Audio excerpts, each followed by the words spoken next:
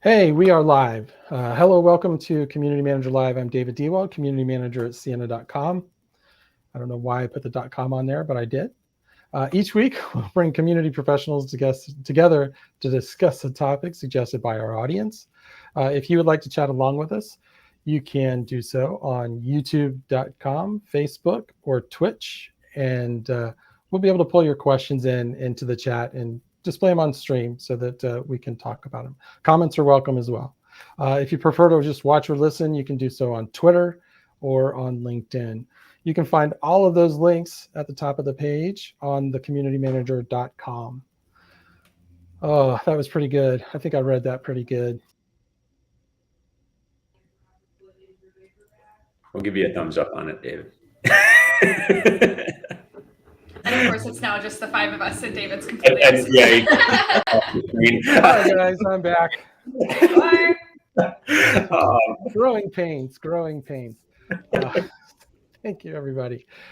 First, let me introduce Tim McDonald, my co-host. Please say who you are, what you do, and where you do it.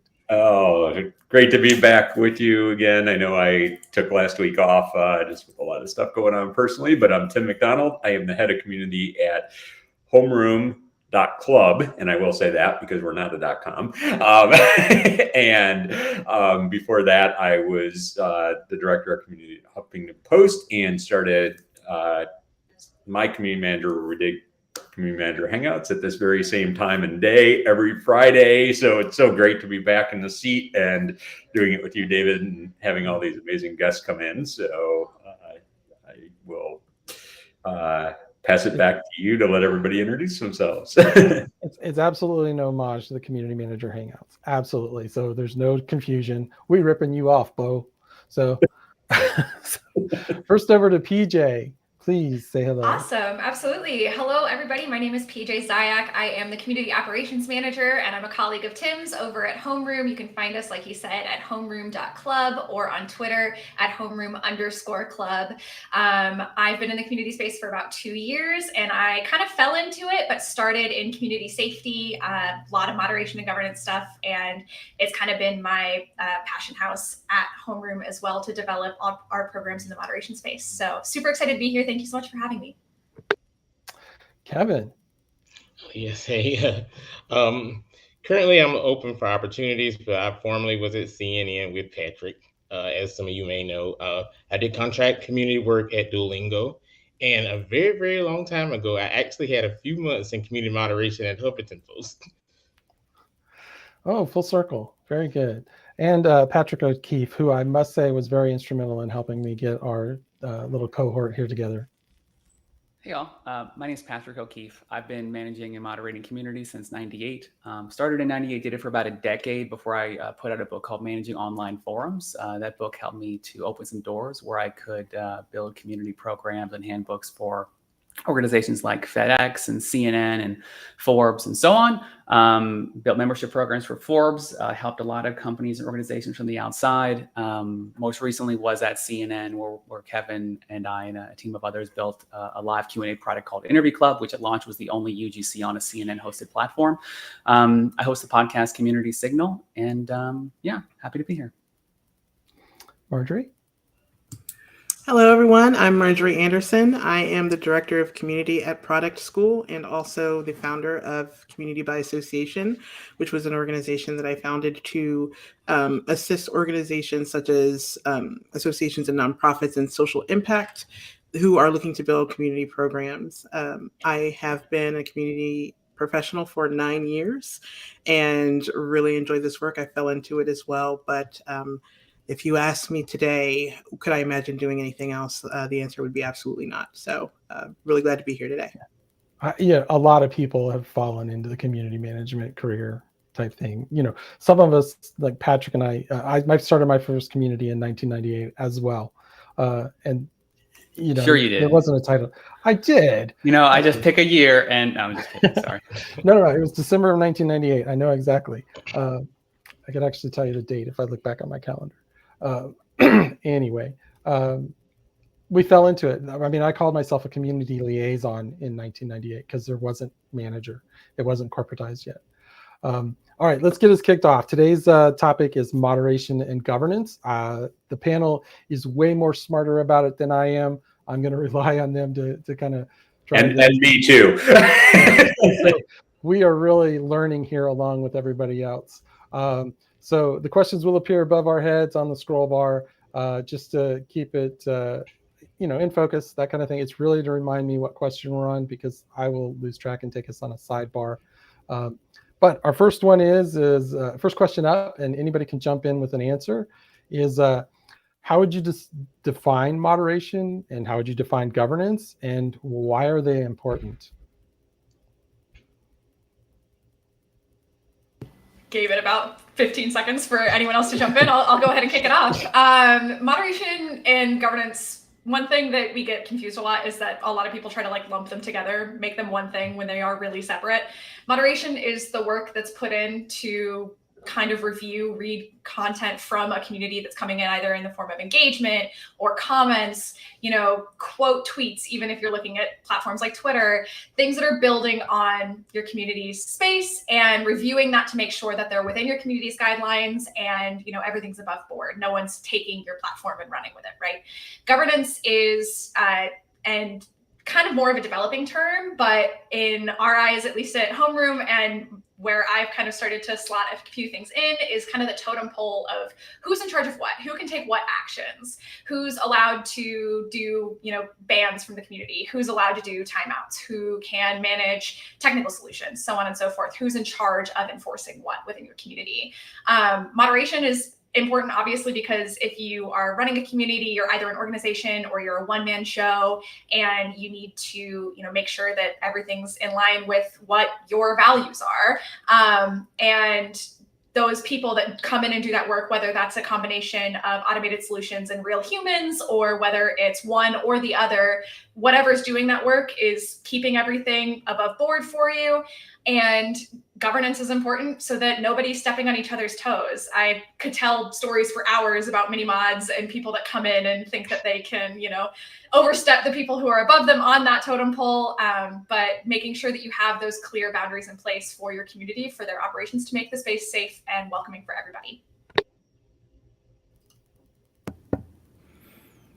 I also want to add that I think that there's an element of equity as it pertains to the moderation piece and the governance piece, right? So from a moderation standpoint, I think there's a responsibility on community professionals to really think about how are we looking at that content? Are we looking at that content and moderating it from our own biases, or based off of the policies and the guidelines that we've put in place in order to ensure a safe culture within this online community? So I think that there's an element of building equity into the way that you moderate a community, and also building equity into how you define governance. And when you're thinking about those policies and those guidelines that you're putting together, is it through the lens of the collective, or is it through the lens of very something else that's very specific? So I just wanted to add that piece of it, because I think it's extremely important to prevent there from being any sort of favoritism or perceived favoritism, or unequitable treatment or anything like that within the online community, to ensure that culture is consistent when people come through and are navigating that space. Super important point. Thank you for adding it. David, I think you're muted if you're trying to add. I think the equity point could probably be unpacked quite a bit, really. One thing I'll say is I think if you were to look at these things and lump them together, moderation and governance, I think that's okay. I think that because when a lot of us have written moderation policies, handbooks, documents from small orgs, nonprofits, major corporations, those are often one and the same, right? The moderation handbooks, the community handbooks, we play with these terms a bit. So when you think of it and think, oh, wow, this is separate, this is governance, that's good if it's helpful to you as you write out your policies, and it helps you to organize your thoughts and organize those details in an important way. But, people will hear this and think, I wrote a moderation guide in 2005. And in that guide, we talked about sort of how people did this or who did what or how they were selected and how you became a moderator and how you were nominated or how you were hired and what the training program looks like. And so you might call it something different. And I think that's totally okay. I think PJ's definitions are good. I mean, I was going to ask David at the start of this, like, what's your dream here? What's moderation and what's governance for the conversation? But when I sat down to think about it, for me, moderation is, yes, it's the application of standards in a very practical way. That's what it is. But also it's kind of a way of narrative setting for the community and setting the expectations for, what the community is, what it can become, and, being consistent on that. Ultimately, a community is defined by its standards. There's a euphemism, maybe not a euphemism, but Tarek Kawazek, who's a longtime community person, said something along the lines of, like, if you leave an empty cardboard box next to the end of the street, it'll fill up with garbage because it's just an empty cardboard box with nothing going on. It's a blank canvas. But like if you set, so the same is true for an online community. If you just open the door, you put it by the side of the road, you say, come on in, and you have nothing there that defines what people can expect or sort of what you expect from the community, then it just fills up with garbage more often than not. So I think that's important. I think moderation is also education, to kind of spin a phrase. I tend not to see it as punitive if I can afford to. When people violate the guidelines, that's not a moment of punishment or discipline. Most of the time, it's a moment of education. It's a moment of here's why, here's how we can move on and move forward on the same page. Yeah, and I think governance is just like what I was going to say, and I think this aligns fairly well with what PJ said. It's just like if you want to separate them, I think governance is process and action, and it's sort of around the things that you do with those policies and with those tools. Good governance is that which serves the needs of the people that you exist to serve, the people that you're after, your specific niche. Just as we hope to have good governance in our federal government, if you want to take those terminologies and use them for community, I think the people that are your target audience hope to have good governance in the community. Otherwise, they vote with their feet. Well said. Well said. Love to add to this, actually.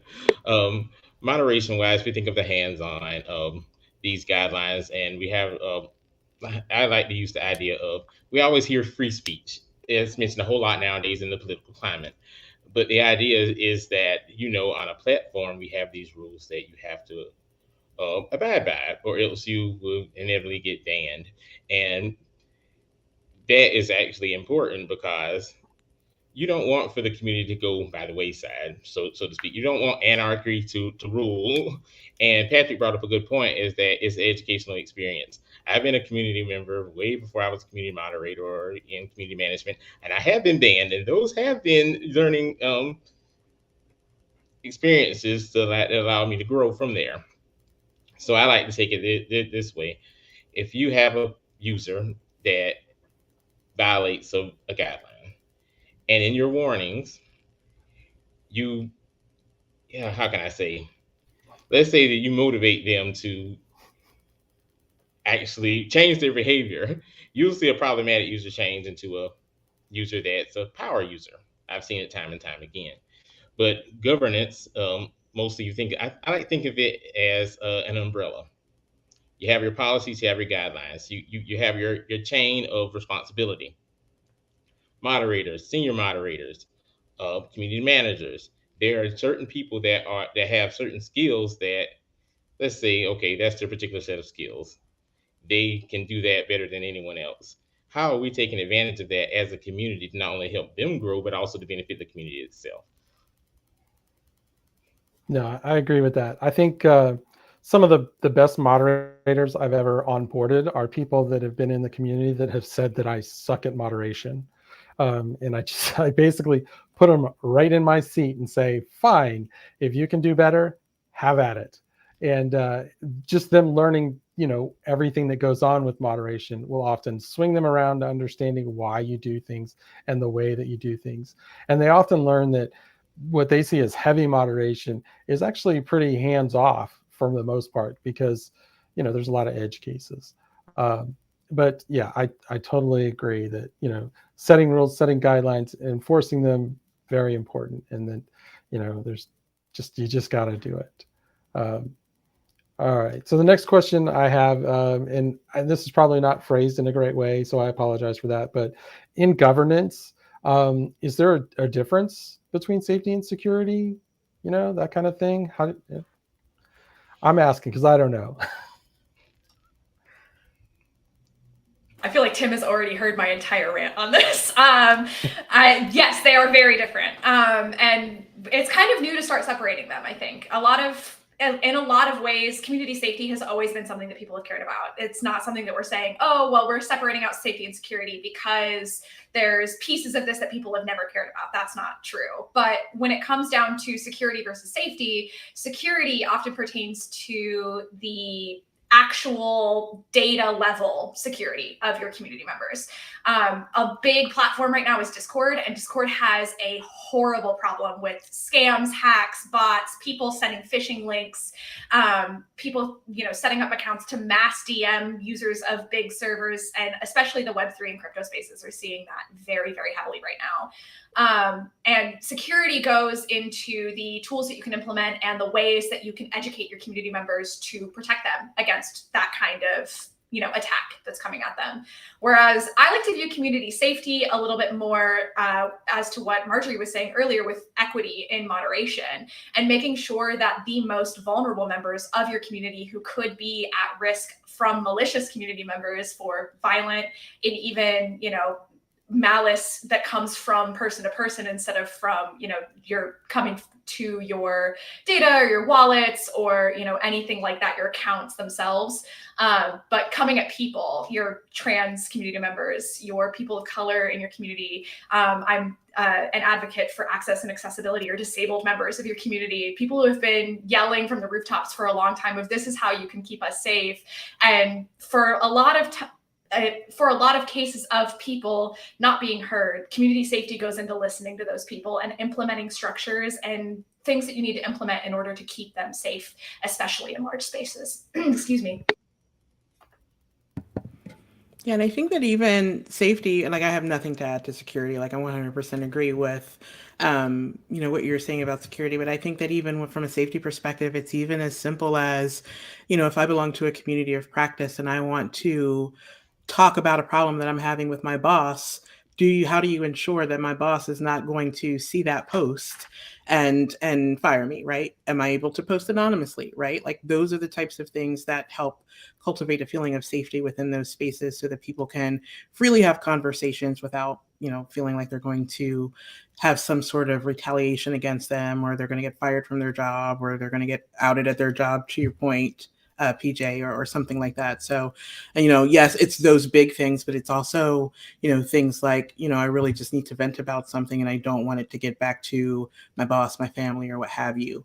And so, yes, thinking big things like the things that PJ mentioned, but also what are those little things according to your community that people would need to feel safe from, and how do you cultivate that within that space? All right. I love to add to that actually. Security wise, we constantly think of, is my account safe? Am I going to get doxxed in some way? Or will someone do identity theft against me? I play a lot of online games, and there I think of safety a lot. Because when you are in the online gaming space, you often encounter flaming people who target you for, let's say, your skin color, your gender, your sexuality. And those people need to have a space where moderation can handle the issue. But not only that, the communication is important, that they know how to report this so that the safety team can take advantage and actually safeguard the community. I would just say that defining the terms, I think, helps to communicate these sorts of things with people who are outside of this room, whether that be coworkers, executives, or members. So, for example, in the usage that we're talking about here, it's personal safety and data security, in my view, from what I'm seeing. Because, if you have security, that means you're not vulnerable to attacks, right, or threats to your person, which means you're safe, in a loose sense of what security means as a term, as a word. So, so personal safety, feeling safe in the space you're in, feeling as though you aren't, to your point, Kevin, you said docs, like that's that could be both, right? Because it's personal safety. If you're doxxed and you're swatted and, people are showing up at the place where you live, that's a personal safety issue. But how did they get that data? Perhaps they got that data in a way because the security around the data on a platform that had your personal information, your contact information, was not as secure as it should be. So it sort of leveraged both of those issues to cause a problem. So the terminology there, those words can have very vague meanings. So just as we talk about them, I think it's good to sort of drill into, what we mean by that and kind of maybe add another word before each of those words. No, I totally agree, right? Data security is a big thing with me. One of the companies that I worked for in the past was a cybersecurity company. And, in that company, it was hard to do a lot of things with, because there were so many security checks, because they were so mindful of it, being a company that sells a product to help people be more secure. So, I was changing my password way more often than I do any other place that I've worked, and just those kinds of things. So I totally agree that, just kind of hammering in kind of what security means is important. So any other comments? Nope, I think we're good. So, speaking of safety, when you're making guidelines in the community, what are some important factors you should keep in mind when writing those guidelines?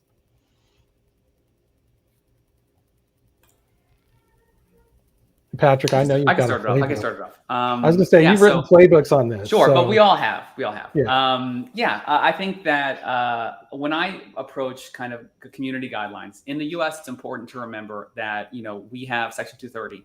And so we have the ability to we have this great moderation protection that allows us to moderate our communities with discretion while not being liable for what remains.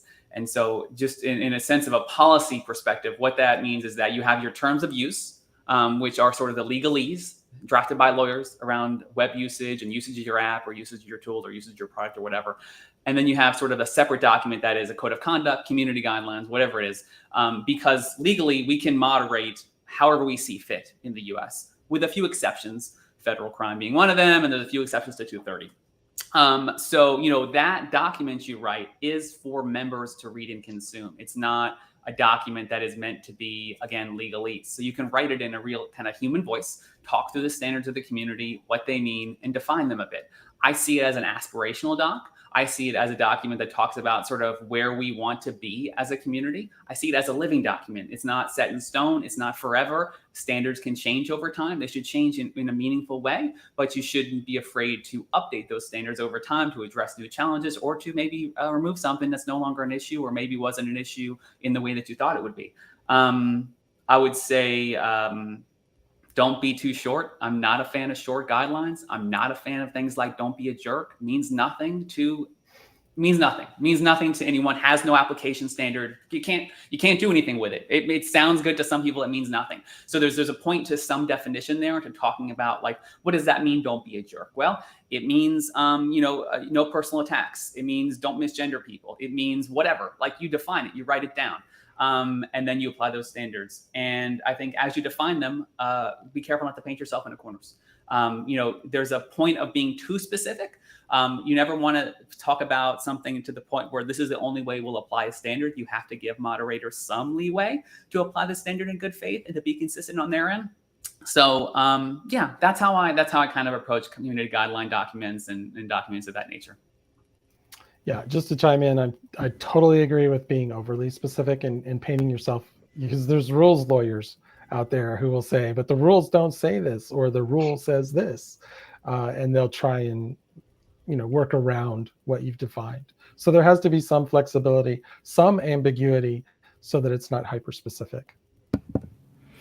Yeah, and I think one of the things that's kind of speaks to what Patrick was talking about earlier in terms of when we're moderating, having it be a learning moment, is when you're writing out community guidelines, be specific around the behaviors you want to see within the community versus don't do this, don't do that, don't do this, don't do that. But what are the things that you want to see in the community? What are the behaviors you want people to exhibit in the community? And then if there's a violation of those guidelines, you absolutely should state what the what the consequence of violating those guidelines is, right? So one thing that I've seen really work really well also is in your guidelines at the very bottom, after you've said all the things that you want people to do in the community, there's at the organization that I used to work with, we put a clause at the bottom that's talked about moderators and admins within the community. And it's specifically stated that we have the right to apply these moderation guidelines and moderate appropriately at our discretion, right? Based solely on, the guidelines, our terms of use, and to protect the safety of the community. So I think adding something like that also kind of gives some additional padding to your moderators, to those who are helping to moderate your community, around how those get applied. Now, it doesn't give them free reign to do whatever they want. They still have to check their biases, and they still have to make sure that they are moderating according to the policies and the guidelines that are set forth for that community. But it also lets the community know that you may think it's unfair, but we have the discretion based off of these guidelines and policies that we've set forth to moderate you accordingly. So I think that that's not a bad practice to include when you're creating your guidelines. Yeah, I think that every terms of service that's been written for the past 5 years has a clause in there that says we can remove you for any or no reason, your content or you. So I know every major website has those. I love all the points that have come up so far, especially Patrick, your point about, the don't be a jerk rules, or the golden rules, is what I like to call them. And Marjorie, your points about setting forth what you want to see instead of what you don't want to see. I think when I'm starting community guidelines, and a lot of my experience has been with much smaller, much more niche communities, my go-to is to set pillars that are actually enforceable. One thing that I like to do, an exercise that I like to put forward, is what happens when my community VIP doesn't follow this? What do I do as an admin, a moderator, a community manager, whatever level I have in that community, or what am I instructing my team under me to do as a community manager who's instructing moderators? If, I work a lot very closely with content creators, very small content creators on Twitch. And one of my favorite things is what happens when your real life best friend comes in and breaks that rule? Do you moderate them the same way that you moderate somebody who came in yesterday, who you don't know? If you can't do that, that shouldn't be in your community guidelines. And it's a little hard to kind of swallow those sometimes, because, you want to keep the people that you put all of that energy into around, and you want to have a community that can both allow for, the space for people to operate in the way that you're, hoping they do, as well as have, potential bad actors that can learn and grow within your community as well.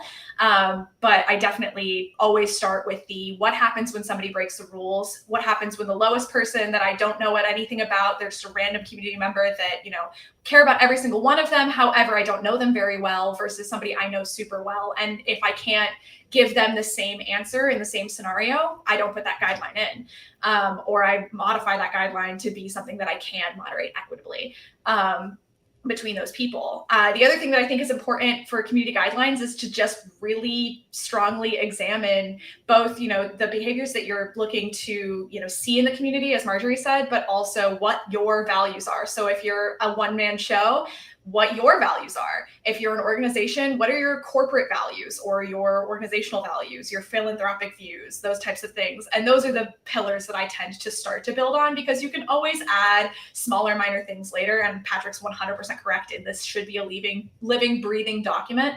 I'm someone that says there is no, period of time that is too little to update your community guidelines. You could update your community guidelines 5 days a week if you needed to. If things are happening, your community is changing in a way where you have to do that, that's okay.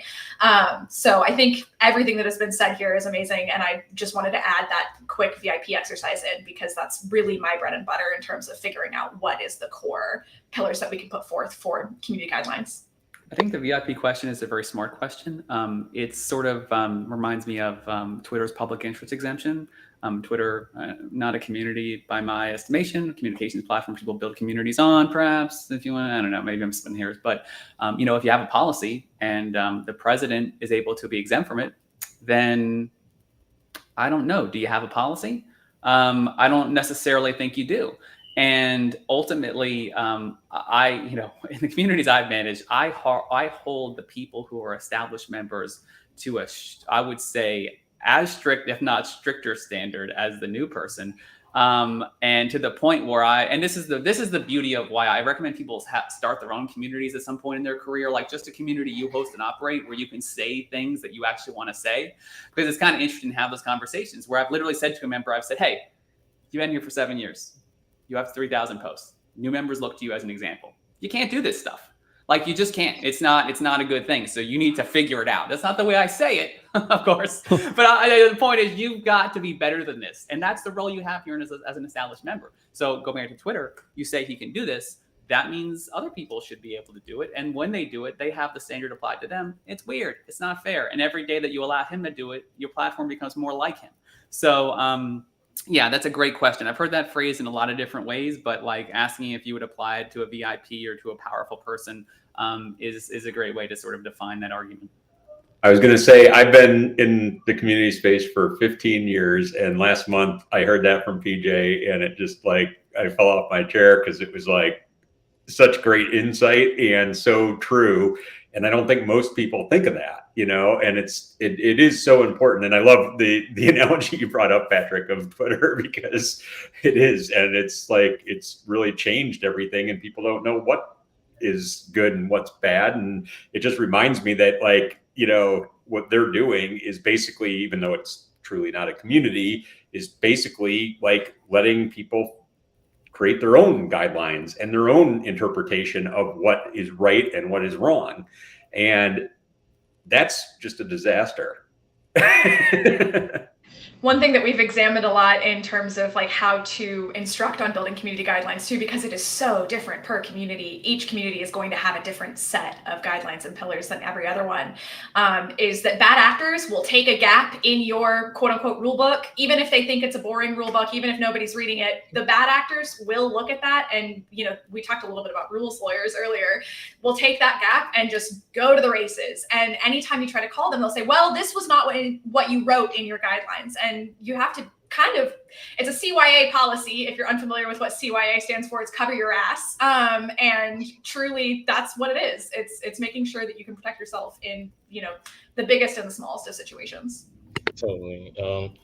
Everyone like mentioned such amazing things. I would mention that when we come to clarity in the community guidelines, I like having community guidelines in a way that any moderation person can go back to those guidelines, pull from those guidelines in their stock warnings and their custom warnings, and can pick specific areas that they can communicate to the user themselves, so that they can say, well, hey, this was in the guidelines. I've already read the guidelines. Maybe link back to those guidelines. So there's a reminder again. And when we talk about bad actors, especially VIP users, I love to mention when they're on the moderation team themselves. Volunteer moderators that go rogue or become problematic within the community. I've dealt with this quite a bit. It can uproot things. And a novice community manager probably would be like, how can I handle this situation? Especially if the moderator was there before you came on board as a community manager. So you have to weed that out and say, well, you violate this guideline.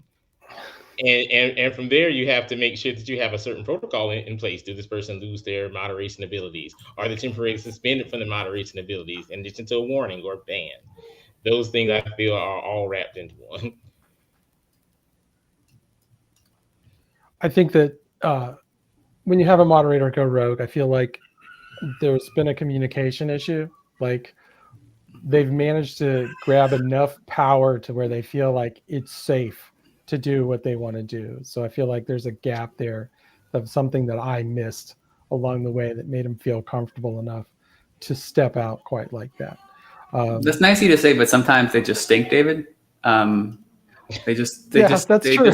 You know, I mean, sometimes people change and they change over time and they change in front of you. Like, I've had moderators that, you know, over a couple of years started out as this person, and, you know, they're a different person a few years later, where they are behaving in a different way and they're behaving in an abusive way. And like, then they're time to go. Like, it is, but you know, it's good to be accountable. It's good not to pass the buck. And ultimately, yes, we all have some responsibility, but you know, sometimes members stink, sometimes staff stinks, sometimes people disappoint you. So it's not, you don't have to take it all on. Yeah.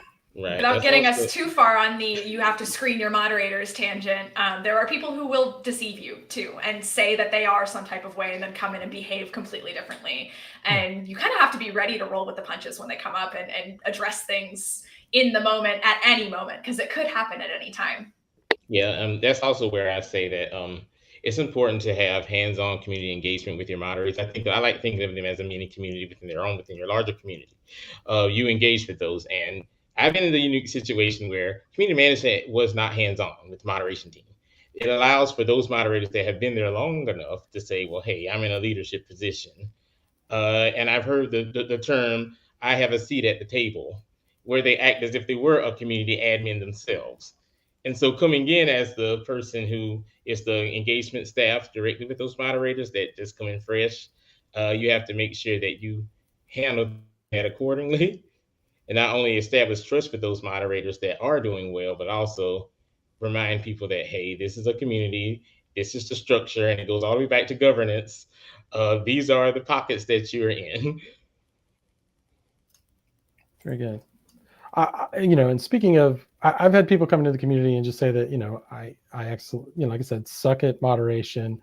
They can do a better job. I've often made them managers, but, I've also gone to these people and said, if you don't like the way I do it, you can build your own community. But, maybe I'm a little more, I guess, a pain in the butt about it, but I will actually say, I'll help you do it. I will help you get this community set up and you can run it the way you want to, so that there's like no chance that they can come back and say, well, I can't do that. That's too hard. I don't like your rules, but I don't want to do it myself. And I'm like, I'll help you. I'll help you get it all set up the way that you want it. And then it's all yours to run as you see fit. And nobody has ever taken me up on that offer ever. I have made, people who've said I suck at moderation, moderators, and had them turn around. But, for the most part, they don't want to do it themselves. It's work, and they realize that it's work. Yeah, one thing I'll throw out there, because we've talked about sort of rules lawyers and people finding the gaps and bad actors, and that's true. But one thing that if you're listening to this and you're like newer to community building, one of the things I think that newer folks, especially when they host their own communities, kind of mistake they make is bending over backwards to, sort of placate or find a way to keep people in a community. Like, it's okay to say, especially if it's your community that you host, own, and operate, say, oh, okay, you're clearly operating in bad faith. And yeah, maybe the guidelines have a gap in them, but I also have a limited amount of free time, and it doesn't matter if you found a loophole. Ultimately, it's still against the ethos of the community or the spirit of the guidelines, and you're doing this thing purposefully. And as the person who's entrusted with protecting this community, I see that. I see what you're doing, and I'm going to stop spending time on this. And you have to either adjust your behavior, or ultimately that person can be banned, or they have to move on in some way. You don't have to give air to every exception that someone finds in your policies, especially if you feel like the person's operating in bad faith. If people are offering you feedback, they found a gap that you think is meaningful, or they're just asking questions, that's fine. I mean, there's a difference. You can usually tell between someone who's trying to be purposely disruptive and someone who's not. But don't bend over backwards for people who you identify as a bad actor. At that point, you only have a limited amount of time, and your staff only has a limited amount of time. And if they're not in that core audience that you're after, then don't worry about that. Don't feel bad about having a member who is doing disruptive things, but you can't find the exact guideline. That's okay. At least in the US, you're okay to go ahead and move forward from that person. So yeah, don't fall into that trap. I think to build on that a little bit, especially to your point of speaking to anyone who might be newer in this space, is we talk so much about bad actors and how to prepare for de-escalating situations and how to handle those when they arise. I also think that it is incredibly important to note that this is probably 5% or less of your experience in community. There's going to be so many amazing, engaged, super excited, well within your guidelines community members. But the reason why we end up getting on that tangent and focusing so much on it is that takes so much more of your energy as a community manager, your moderators' energies, and being prepared for it is a good thing to do. But don't get yourself too far down in the, oh my God, my entire job is going to be dealing with, harm intended individuals in my community. That's not going to be all of your job. You're also going to be able to enjoy it. I promise. Very good. And that's a good segue. So for I can't talk today. So for problematic users and rules lawyers and other, controversies or contention you might have in your communities, do you have any advice on how to de-escalate those kinds of issues? It could be anything. It could be, just flame war in the community. It could be, rogue moderator. It could be, just anything. Any advice that you would give? Mine is always have rules that are, like you said, well defined. Be able to point to the rules where there's an issue. And to Patrick's point, there's just sometimes when you got to say, look, dude, you don't seem happy here, so why don't you go somewhere else? I probably can speak a bit on that when it comes to like internal teams, as far as like volunteer teams. Doing work, especially when there's people from different nationalities, I've experienced this a lot, and they start butting heads. A lot of this began happening. I was used the issue with Ukraine and Russia as an example, and they were some people butting heads on that issue. I feel that communication is important. If you allow for an open discussion with your, let's say it's your moderation team, and there's some people who have an issue, which, as we all know, if there's some discord within that, it could just break things down entirely. But if you get together and say, well, hey, we're going to hop on this Zoom call, or we're just going to have a discussion here where you line out what your issues are, and we remind each other that we are to be those who follow the guidelines that we have. I mean, we're supposed to be a beacon and example. So we're supposed to make sure we're not blaming others. If we have disagreements, most importantly, I like to remind people, take a step back, take a walk for a second. And if you have a disagreement, calm down, come back afterward and approach things later. It gives a chance for people to calm down. People aren't thinking, in their worst mind, so to speak, where they're to the point that they'll just start lashing out at others. I think all of that is 100% fantastic. I have a couple of different positions on this because each situation that comes up when you need to de-escalate can be different. There can be major situations to de-escalate, like you mentioned, moderators going rogue, flame wars in, a big general chat with a lot of people, kind of going back and forth and just escalating in terms of how much vitriol is coming out in the community engagement. But there's also little teeny tiny minor, issues that you have to de-escalate sometimes. For example, in my personal community, we are taking a really big leap in terms of unlearning casual ableist language. And that's something that's not really going to get people that upset or angry unless they are really coming in with the intent of like, I need to be able to say X term that you find offensive. But what we've kind of implemented that's worked super well for us for that de-escalation is an automated tool that recognizes those terms and goes ahead and takes care of the message and then just automatically spits out a response saying, hey, we don't use that here for XYZ reason. Here's some resources that you can go to do a little bit more self-education. If you have any further questions, don't hesitate to come to our moderation team, our admin, our, I am a content creator, so me directly even to talk more about this. However, this is kind of the ethos that we've got going on in our community. And if you could, come into line with that, that would be great. In larger situations, it's really, touch and go and situation specific, case by case, really. But my biggest, piece of advice that I could give is that everybody that is participating in this is human, and to remember that when you're going into these conversations and to deal with that. Sometimes there are going to be people, just like in the real world, that have no goal other than to make things blown way out of proportion, make things way more upsetting or aggravating than they could be. And to go into that with that touch of, if I need to remove you from the situation or remove myself from the situation, we're going to just go ahead and do that. I think the point that I'm not exactly sure who made it, but the point of you might not be the right fit here is an okay thing to say, put out there, share and, remove on that basis. But for people that, you know pretty well, or you've seen their messages throughout the community, Patrick was talking earlier about examples of people who've been around for several years. Those types of people, typically you can approach them and say, hey, I know that you probably didn't mean this with malice. I know that you probably, or you are having a bad day, or you're going through something and this is where this is coming from. Let's figure out a solution in which we can move forward, where this is a space that everybody can, be healthy and safe without all of this vitriol or all of this negativity, or, whatever is coming out of it. It's hard to kind of predict until they happen. But going into that with that kind of person touch of knowing, I'm a person in this room, you are also a person in this room, let's figure out how to work on this together, unless it's not a fit, in which case you could just go ahead and move in that direction with no shame.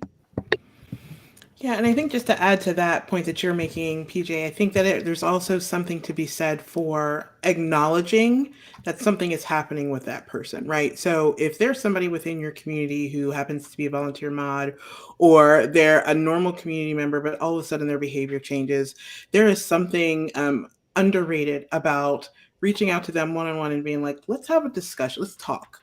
Seems like something's going on.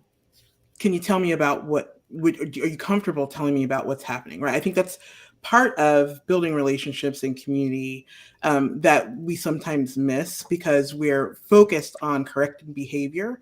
And especially if it's people who've been with us for some time, or that we've trusted at some level to have extra privileges or what have you within the community, I think it warrants taking some time out, to your point, to recognize, yes, that they're human, but then going a step further and being like, this doesn't seem like you. Is there something that's going on? And it may be that there's a death in their family. It may be that they're dealing with other stressors.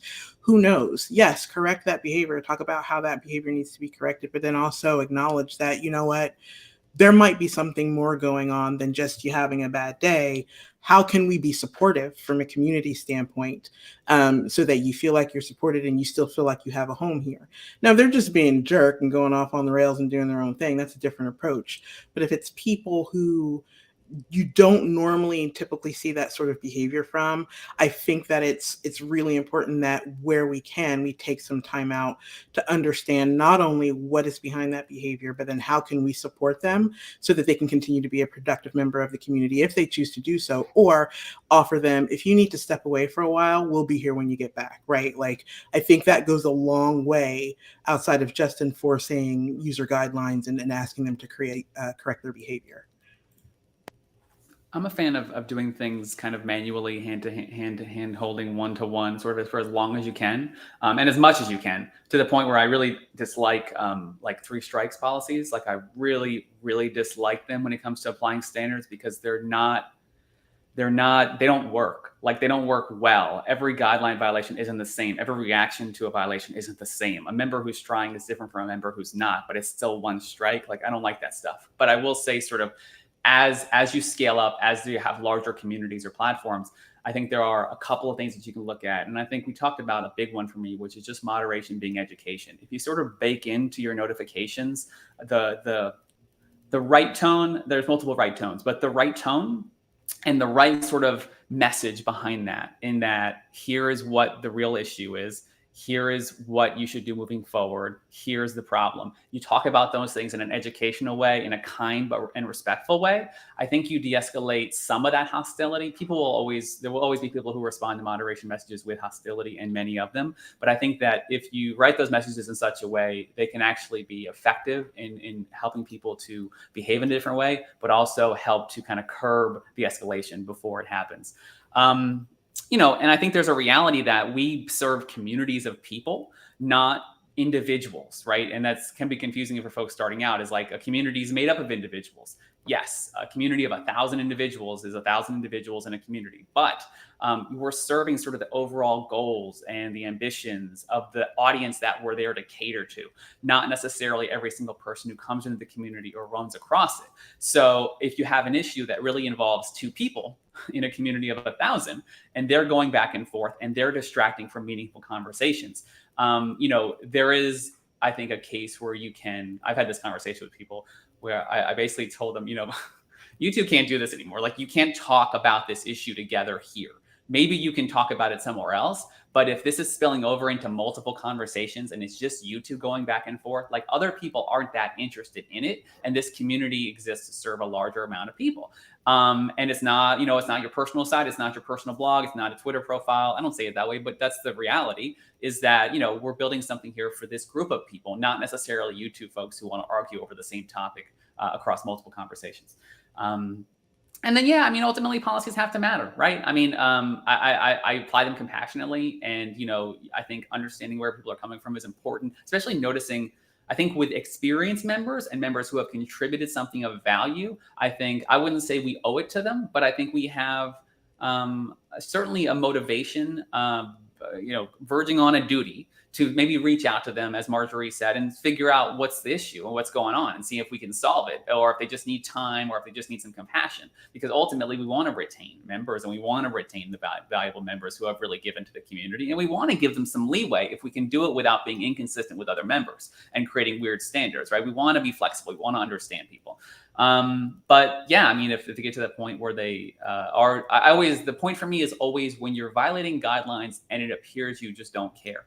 And often that's exemplified in like repetitive violations of the identical kind, where they're doing the same thing over and over again, even though I know that they've seen the message I sent them, which is a good reason to use private messaging through your own site, because you can verify viewing of a message as opposed to email or other sorts of notification. I know you saw the message and you've done it 3 times in a week. The exact same thing. So you're at a point where you no longer care that you're disrupting the community, and that's a problem. But other than that, if you're trying, if you're, you know, if you appear to be, you know, engaged in the community, I want you to stay. I don't want to ban you, as much as I joke about banning online. I don't want to ban you because you did something 3 times or because you did it 5 times. You know, Kevin talked about stories of members reforming. I have a member exactly like that who violated the guidelines 20, 30 times and was so close after making like 10,000, 15,000 posts. And I had a conversation with him. I said, this is it. This is it, Bob. That's his name. And he knows this because he'll tell you the story. This is the end. Like if you do this again, you won't be welcome here anymore. I don't want to do that. I think you've done a lot of great things here, but it has to change now. And to his credit, he changed. And that was like 10 years ago. And he became a staff member and then a moderator. And he's one of the most beloved members in the history of the community. But there was that crucial moment where I had to just level with him and say, like, we're trying to keep you here, but you have to make the effort. And this is the deadline. And he did. So ultimately, it's kind of finding that sweet spot between, you know, being compassionate, hand-holding, and then doing the things that you have to do as you scale. Because, you know, we're just people, individuals, small teams, and doing the best we can. I think that evaluation of response matters so much too when it comes to de-escalating, because you could send a message to a community member and say, hey, this is why this is not okay. And if their response is to come straight back at you and say, well, it's okay because of XYZ, or this is why I think it's okay, or this is why I'm going to keep doing it, that's on them. They've made that choice at that point. You've tried to communicate to them what you're willing to stand and not stand for. And at that point, they've chosen the road that they're going to take, and they're going to take it. But most times when you send those messages, people are going to move in the direction of improvement.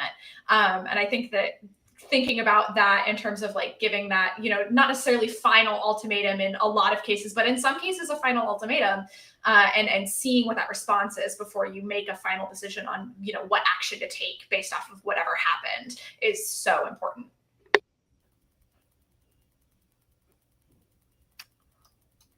Very good. Very good. We've got a couple of minutes left. I wasn't going to ask another question, but I'll slide one in there. If you have a short response to it, when do you think automation for like the rules and those kinds of things is appropriate and important? You know, auto mod if you're on Reddit, that kind of thing, where keywords flag things and you may get things. I know that Patrick in a past life created a tool, or was, you know, principal in creating a tool for a community platform that kind of pre-moderated. If somebody said something inappropriate, it would pop up and say, hey, we don't really let you use those kind of words here. So if you want to change this, I know that Twitter now is starting to do something very similar to that. You know, this could be considered hostile, or, you know, and do you still want to tweet it kind of a thing? Any thoughts on that automation? Yeah, PJ Important. basically explained the tool that is called. I call it sensor block, and like the way when you use a term, in this case, an ableist term that you don't want the member to use, and they get a message about it. That's essentially what sensor block was like 15, 20 years ago. Is it stopped the post and it told the member this is the word. It highlighted their post. It let them edit their post themselves.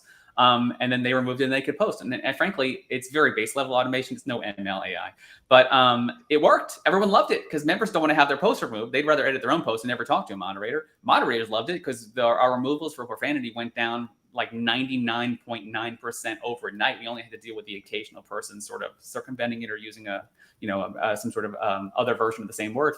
But yeah, that kind of simple automation was great. I mean, I think one thing is interesting when I thought about this question was Marjorie probably just having a community resource, community by association. I get a little bit of this with community signal, but we get pitched on tools. Are there any tools you've been pitched on in the automation side of things that are interesting at all?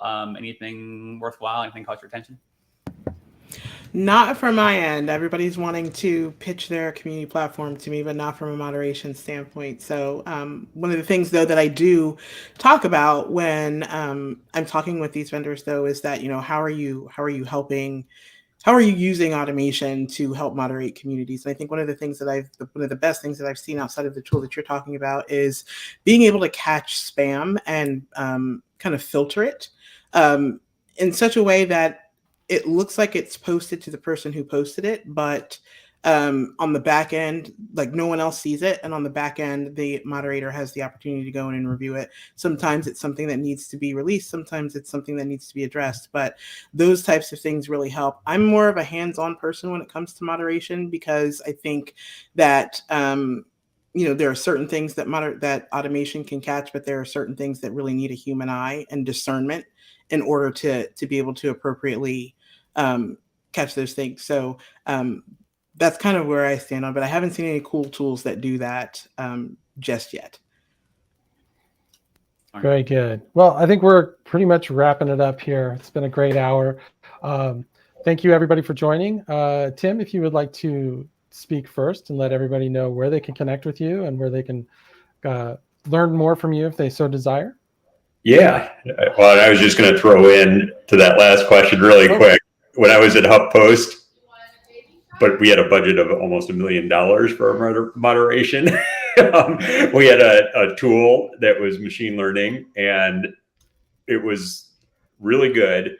But we also had a team of 50 moderators. So and we had hundreds of thousands of comments coming in each day. So it was it definitely did its job. That weeded out about 20% of what went to our moderators, which is a huge amount when you're talking about that volume of comments. So there is tools out there, but it was proprietary. It wasn't anything off the shelf. So and then when I left, that went away too.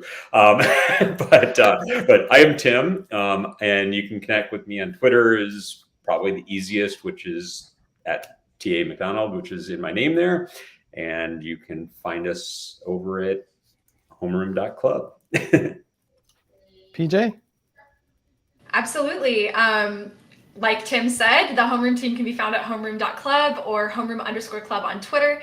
And I typically keep my content creation stuff a little bit separate from work, but the majority of my community experience is coming through homeroom anyway. So if you'd like to connect with our team, we're here for community solutions, pretty much not 24/7 because we do have work-life balance, but pretty much all the time.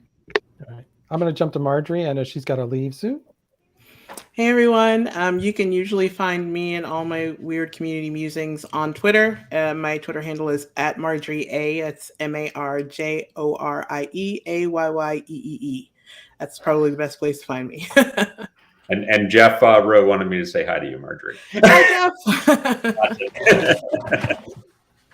Yeah, I had a message up for him for a little while. It covered everybody's faces. Kevin, go ahead. Oh yeah, I can be found on Twitter at RealKevinR86. Though as Patrick May can attest, a lot of my musings are about gaming and other things. I occasionally post about community as well. And finally, but not least at all, Patrick O'Keefe. Thanks for having me. You can find me on Twitter and Instagram, Patrick O'Keefe. On the newer platforms, some people keep beating me to Patrick O'Keefe, and it's too much.